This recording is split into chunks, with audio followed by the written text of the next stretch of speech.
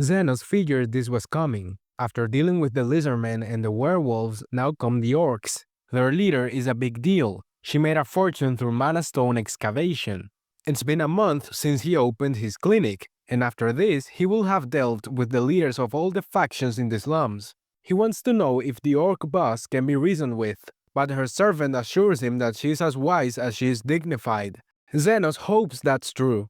Sophia has been dropping off extravagant gifts every day, and Lynn is building a massive palace next door to make up for the mess she made in his house.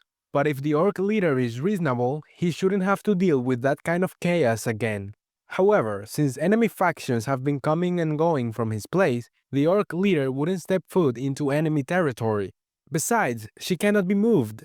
Zeno says the servant should have started with that and hurries off to see her. He wants to know how she even heard about him. She replies that he has become a celebrity among the underworld of the slums. The lizardmen and werewolves couldn't stop raving. There's this awesome healer, but don't tell anyone or he will attract trouble. So naturally, she looked into him herself. Xenos is annoyed. What part of underground operation made them think spreading his name was a good idea? She was told that he can provide any kind of healing as long as the price is equal. Right now, she's unable to move from her seat. Can he figure out why? So he examines her. No visible injuries, so he looks inside. There's a lump in her abdomen, a mana stone, enchanted for explosion and at a particularly high potency. Did someone slip it into her food? Not at all. She mistook it for a rice ball and ate it. Simple as that. Despite appearances, she has quite the appetite. He says she will expel it sooner or later without any help. But that's not actually the case. She partially chewed it, so there isn't much time before it detonates. Worse, if she moves carelessly, that could also trigger it. The real problem, though, is that her men refuse to leave her side. They are prepared to die with her, so she's looking to donate their wealth to him. If the stone explodes, it would mean the end of the orcs in the slums. She would rather entrust their accumulated wealth to someone who would put it to good use than let it be plundered. She has heard that while he demands high prices for his healing, he is willing to treat children for free. She's fond of children herself. Xenos then summons his scalpel and, in an instant, opens her abdomen to extract the mana stone, then heals her up just as quickly. She is impressed, but warns him that if he's not careful, the stone could still detonate. So he grips it tightly with both hands, protected by defensive magic, and lets it explode. It still hurts though, so he has to heal them afterward. Lo is amazed. If he had stayed quiet, their entire fortune would have been his. But Zeno says he only demands a price equal to the amount of work required. That would have been far too much in this case. She says she likes him. That day he earned a great debt from the orcish race. Should he ever need their help, all he has to do is call. They will answer. For example, they could provide around-the-clock security for his clinic, if he would like. But he turns down the offer. Back at his clinic, Xenos notices that Lily has been looking sullen and wonders why. She says it's because the three faction leaders have been visiting a lot lately, despite never being injured. Why do they even bother coming? Does Xenos really have no idea why? Mila answers for him. It sounds like love. These women are infatuated with him. Xenos cannot believe that. He's just an unremarkable underground healer who doesn't even have a license. But there's no fooling Mila's eyes. Whenever she watches from the ceiling, she sees it clearly. Their eyes betray their love sickness. You learn to spot these things after living for 300 years. Lily is worried. They are all so pretty. Mila, for her part, thinks it's only a matter of time before the three demi-human factions go to war over Xenos. So Lily should try her best to entertain her too, just like the others. But Lily says she's just a kid. She's not sexy like them. To that, Mila responds, all maidens in love are beautiful.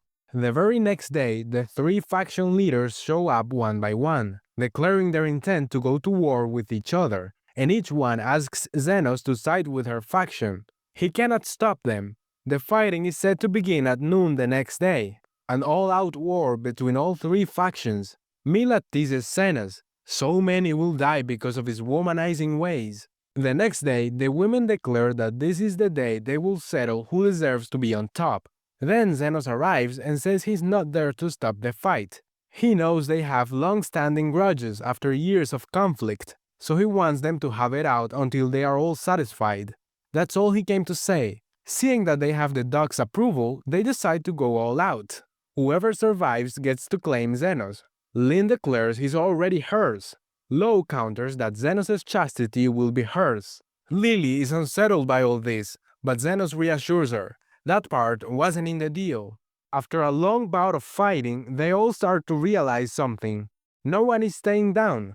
No matter how badly they beat each other, they just keep getting back up. That's when Zeno steps in and says, just like before, he's not there to stop the fight. They are free to keep going, but they are also his patients. So whenever they get hurt, he's going to heal them. He's an underground healer after all. At this rate, the fighting will never end. So do they really want to keep going? Because if they do, Xenos will be right there, and he will be getting paid for all of it. The leaders begin to realize how silly their fight seems now. All they're doing is exhausting themselves. Honestly, after all that fighting, they actually feel satisfied. So they declare that there's only one reason left to fight, and it's the one battle none of them are willing to yield. Obviously, they're talking about conquering Xenos' heart. The scene then shifts to the office of a high-ranking army officer. He's been hearing some troubling rumors lately. Apparently, the turf war among the demi-humans in the slums has calmed down. And even if there's only a small chance it's true, it's not something they can afford to ignore. The kingdom has long prospered under its strict hierarchical system, with the royals at the top. Citizens vent their frustrations on the poor, and the poor vent theirs by fighting each other, usually along racial lines. That's how social order is maintained. But if the lower class were ever to unite, they could pose a threat to the citizens, the aristocracy, maybe even the ruling class itself. The rumors say a third party mediated peace between the three factions, so the officer dispatches his vice commander to investigate and apprehend the mediator. When the woman arrives in the slums, she casually questions a man about the reason for the sudden peace. But even with a gun pointed at him, he refuses to speak. He's only spared because his faction leader happens to walk by, and the woman retreats to avoid causing trouble in enemy territory. Just by observing Sophia, however, she quickly deduces that the mediator must be a healer, since Sophia's arms, once thought beyond saving, are fully healed. The officer's subordinate keeps running until she ends up lost, just outside Xenos' clinic. She enters to ask for directions, but as soon as she sees Lily's ears, she somehow knows Xenos is the one she's been looking for. Without hesitation, she shoots him.